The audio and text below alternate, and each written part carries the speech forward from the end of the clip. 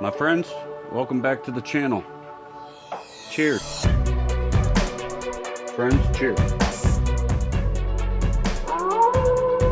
My friends, cheers. Thanks for hanging out, guys. I appreciate it. Guys, cheers. Thanks for hanging out.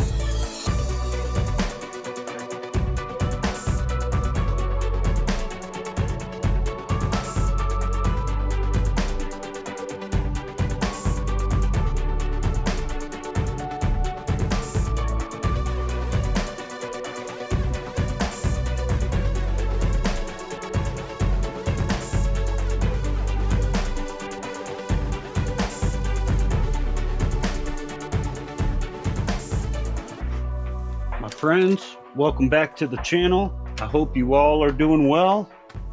Well, I had a rough few weeks of getting sick. I'm starting to get my voice back.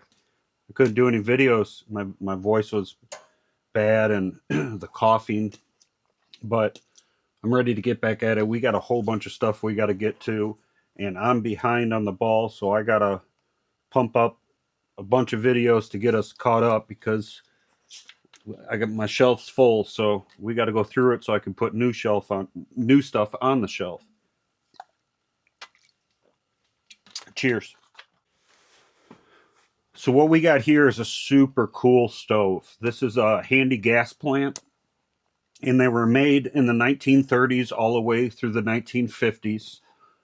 They have a very large tank because this wasn't used for residential home use. This was made for industrial and more of like a shop work. So they would see that in here.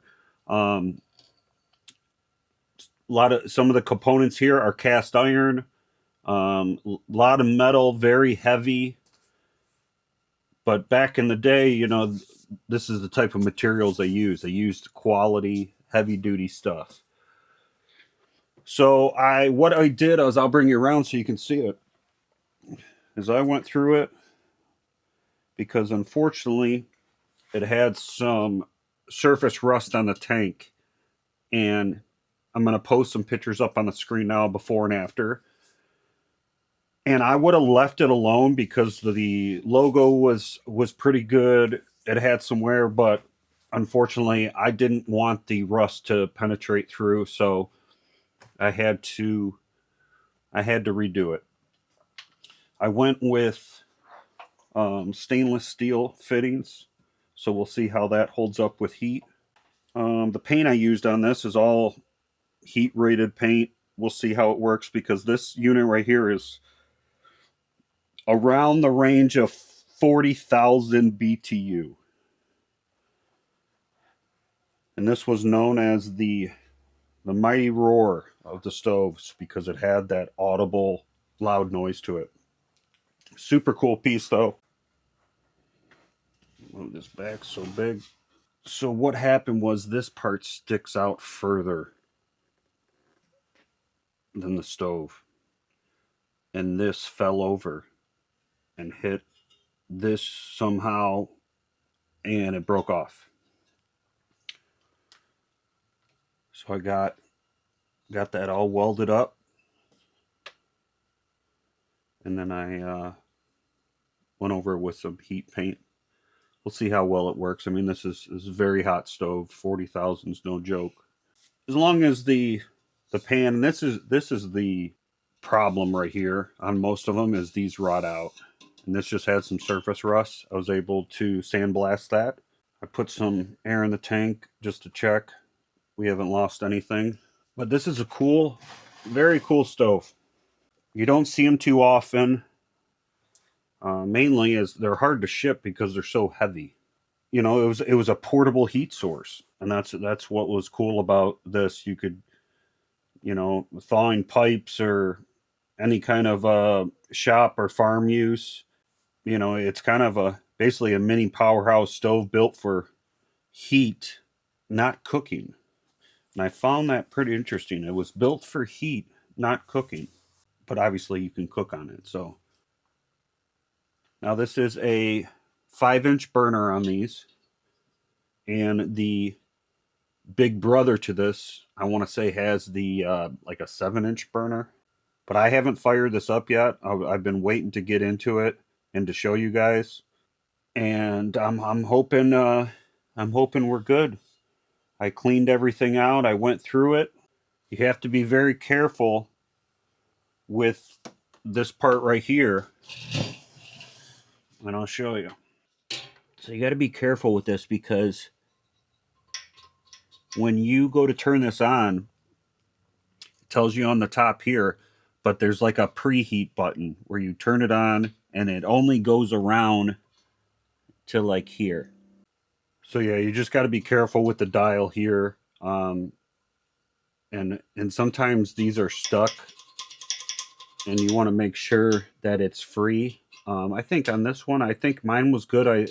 I squirt some WD-40 in there to kind of penetrate, but that one this one had no issues, but a lot of them do. So just be mindful of that, and you should be good. The tank was in good shape inside. The pressure gauge, it's got no cracks. I just touched up the paint here, a little rusty on the side, so I sanded it and painted that. I have to get a decal for it, and what else? Everything about this is just heavy duty. It's just a lot of weight. Steel tank on these, cast burners. I'm trying to think of what else. That's pretty much it. Runs on white gas, and we're gonna fire it up today. By putting it together, I already got some nicks, so I gotta touch up. But I'm ready to fire up. You know, not many of these survived, and why they didn't was these were meant to be on job sites, barns. They were just beat up. They were just beat up. So let's get into it. I haven't did anything to it yet. I wanted to get it on video. I did notice at the end that this bail was actually supposed to be on this one and this one to flip this way. But it is what it is. When I'm not using it, I'll just put it like that. But I could see why it's, from hitting this, but not a big deal. All right. Fuel, we got pressure.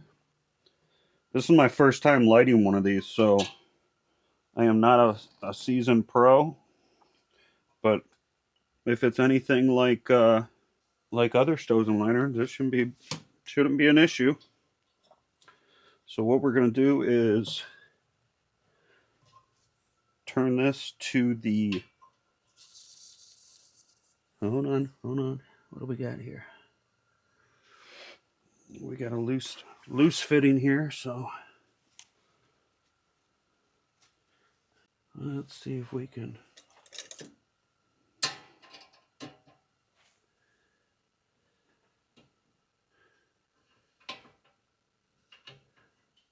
Let's try it again.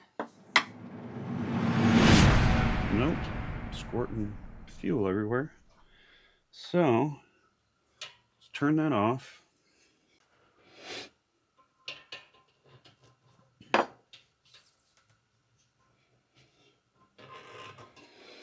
All right, got it fixed. I don't know if it's supposed to be in here, but it was squirting fuel out there, so I put a little O-ring in there off one of my kits I got, and it stopped. So not sure if an O-ring's supposed to be in there. It looks like it. It's got a like a deep well to it, so it looks like something goes in it. But yeah, so I want to check it again and just make sure.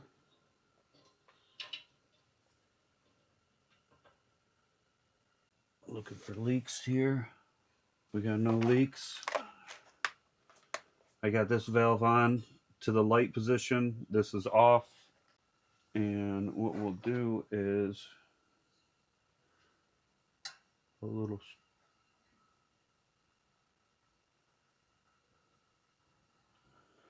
Put a little alcohol in there. It's always cool to fire something up for the first time. You don't know what to expect. You're just hoping it goes well.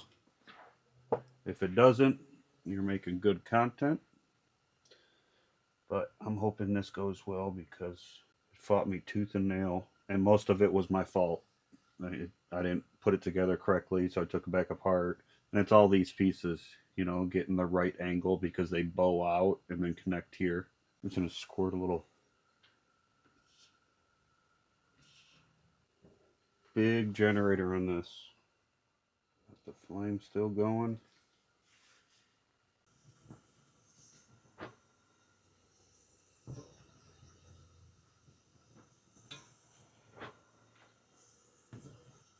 Still got a leak, so we got to figure out.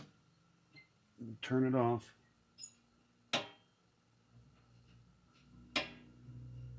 Turn this off.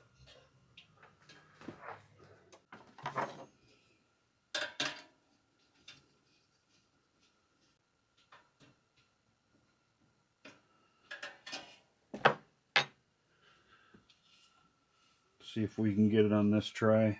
If not, I'll have to come up. I'll probably have to order a gasket. Some sort of. Well, let's see if we can.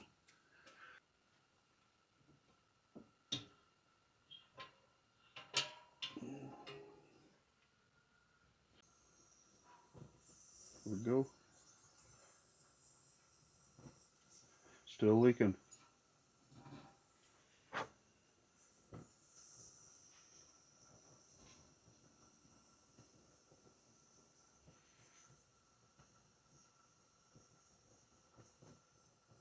I haven't given up yet. Let's see where we're at. Been working on it. See where we're at. Hopefully we're getting close. Sometimes things don't just light up. You got to fiddle with them. Takes a minute to get her going. There we go. Come on, girl. There we go. She's holding. She is holding.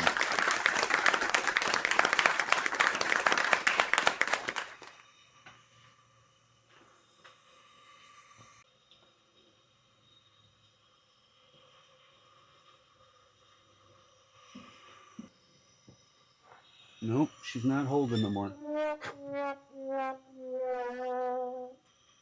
Not too sure what they put there for a gasket. It sure is sure stubborn. Like, you wouldn't think they would have it like that, being in an industrial setting. We got her to run, but I don't know what. I know some of you have these, so not too sure. My friends, welcome back to the channel. It's been a few hours. Came back to mess with it some more, and I think I got it. I think we got it. So what it was I thought it was coming out of the. I thought it was coming out right there. So I did put a little O-ring in there just to kind of help it. But it was actually coming out right where the brass starts showing right there. So it's actually dripping and then flowing backwards. I took it apart a couple times and I'm like, what is going on? But we got it. This has been preheating, so I'm going to open this up. Let's see.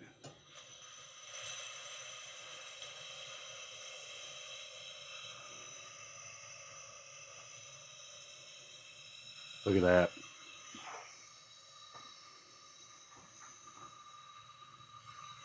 Look at that beauty. It's a great feeling when you fire something up and things are going and you're just like, yes, finally I got it. Beauty.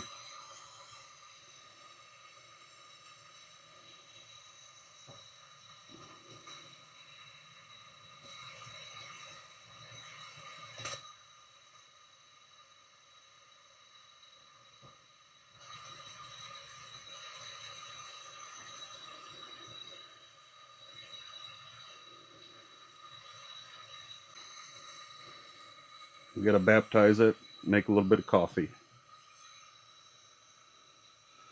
A little overkill, but it's going to work.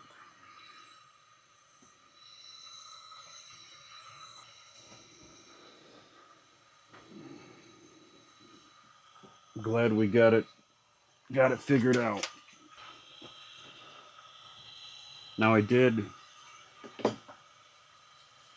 so the preheat cup right here, this is only for like really cold conditions. I actually did put a little bit of alcohol in here to help preheat it originally.